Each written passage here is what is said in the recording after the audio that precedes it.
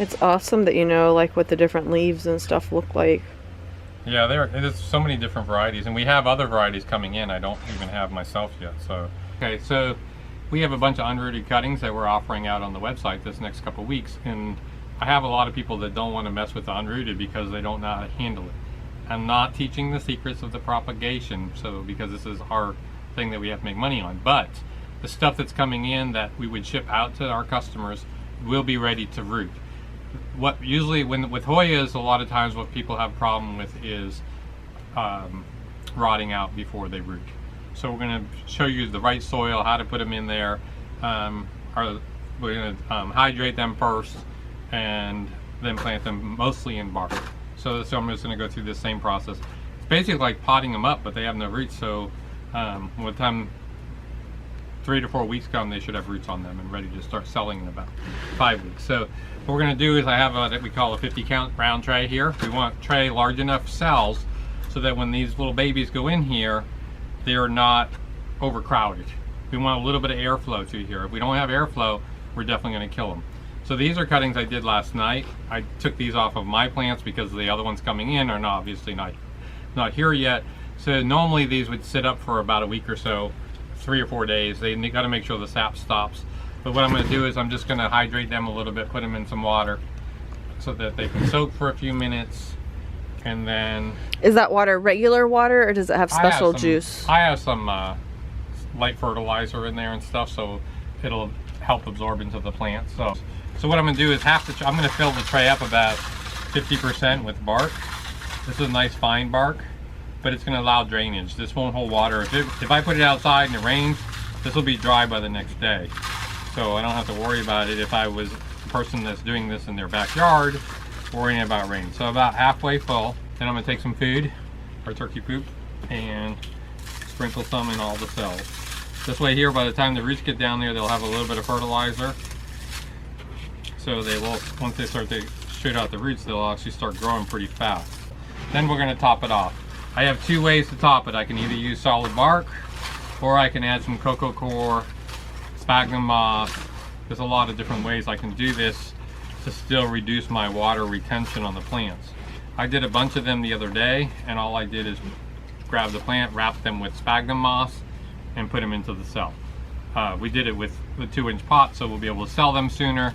More for that reason, because these here will have to actually fill, the roots will have to fill the cell before I can take these out and ship them, if I was selling them on the wholesale end. So it just depends on how I want to move them. The ones I did last week for myself, I did them in little 2-inch pots. Once they're rooted, we can offer them on the retail end, and they can leave pretty much right away once they start growing. Once they start growing, you know that they're rooted. So what I'm going to do is most of these should be prepped. I kind of prepped them yesterday. So the roots are going to come out. The Hoyas will send roots out on the stem, which is not normal for most plants. Most plants, you have to make sure that node is under the soil line. In this case, what we're going to do is we're going to bring this node to the top of the soil line. Bark's a little bit harder to plant in, and it's not it's not stable. So when I put the plant in here, if I jerk this or hit it by mistake, the plant can jump out. So usually I'll moisten this down with the hose first, so at least I have a little bit of this stuff packed in a little bit. But I just push this into here, and I'm going to drop that plant, the leaf, in here just so that the node hits the top of the soil. That way that's where most of my roots are going to come from. These are end cuttings, so these are a little longer than what you're going to be getting. I'll show you in a minute what you'll be getting on the stuff that's coming through. These are a little longer. So in this case here, I have 2 leaves. This one here I'm going to cut back, and this is more, this is Hoya obovata splash. This is mostly like what the obovata splashes will come to you as when you get them. They won't be having the long runners on them. Like I said, I cut mine yesterday just to show for this video, so some of you might feel a little more comfortable playing with them as unrooted. And so are those 2 different Hoyas? Because the leaves on the one you just put in versus the leaves on the one next to it don't look the same. Right now I just did a mixed bag. This here is a carry eye. This one is obovata splash. This one here is a pubicalyx silver. I just did a whole bunch of different cuttings yesterday. It doesn't matter which variety that you're doing, they all get done the same. I can tell the difference in all of them, so I don't care that this tray is going to be mixed. Okay. Normally I do them separately or do them right in 4-inch pots, and they would ship out in the 4-inch pots when they're ready to go. But I wanted to do the display for the cutting so that people have a little more feel of what they are. So here's a crinkle 8, and usually you just let them sit for a couple minutes. There'll be plenty enough time. Again, here's another obovata splash, and you can see these are growing outside, so you can see the roots already starting on them through here. They'll be rooted in a couple days, to be honest with you. And if you move over to this Hoya carrii splash, actually I'll switch it up here. This is the one I already planted. You can see up on the upper nodes, the air roots are already coming out. You can see that, but that's because they're growing outside. The humidity is very high. So I really could cut this here, but I have no leaves here to help feed this root system. So these are going to be rooted seriously in a week. I'll be able to give a little tug, and they'll already, you can tell that they'll be holding on to this pretty good. So now some of these are much smaller. Let's find a couple little teeny ones in here. This is Hoya bella. These are really small too. This is how most of the bellas will come. So the I'm not sure how the carnosus are coming in. Splashes usually come in like, the pubic calyx usually comes in like this. Just, they won't have the center growth. It'll just be 2 leaves usually. With the stem, you always have to have the stem. The obovata splashes will come more like this, but no center node coming up, but they'll just be 1 leaf usually when they go in there. That leaf's no good, so there's no sense in saving it. You have to have a node in order to produce the plant. A lot of people buy those carrii, the little heart ones, in the little 2-inch pots, and they're just the plain old leaf growing there, thinking that, excuse me, that plant's gonna grow. It's like a 1 in a million chance to get one. Sometimes it happens and you get lucky. It depends on if there's a node there or not. You don't want too many leaves. Hoyas are pretty easy, so they don't require a lot of misting or anything. Matter of fact, we really will have these under the misters maybe once a day, only because the bark is going to be dry, and I need that to be dry. But all these, you just got to make sure that when you put them in here, that they're low enough. If they're not, cut the bottom off a little bit more, and go through here. Little tiny ones like these guys here, they're a lot smaller. We may do them as doubles, like a little smaller cells, so we may do these as doubles. But it's important, really is important, to make sure that node is either at soil level or just below it. I don't want to go too deep, because I'm kind of hoping that if I decide to cut this again later, I can cut it back here once it's rooted. They'll have some growth already on here. I will get shoots that come off from there. If this is too deep, if this part is too deep and it's halfway down into the pot and I go to cut it, I'll end up with a dead stem after a bit, because it'll be too far down for it to send the shoots. That's the reason I want this thing to be just sitting about soil level. So then when I do cut it later, this thing will root, I'll have shoots coming off of there, but I probably won't have shoots coming out of the lower. But if I wanted to make more cuttings, I could cut it down here, and then that would force the shoots out there, as long as this isn't too low, if that makes any sense. So we have, like I said, we have a bunch of varieties coming in this next week, and or in 2 weeks, but the listings are up there now. Once they come in, we will rehydrate all of them, because they're coming in from overseas. We'll rehydrate them all in our mix, make sure they're all good, dry them out for the day, package them up, and send them out within 24 hours of us receiving them.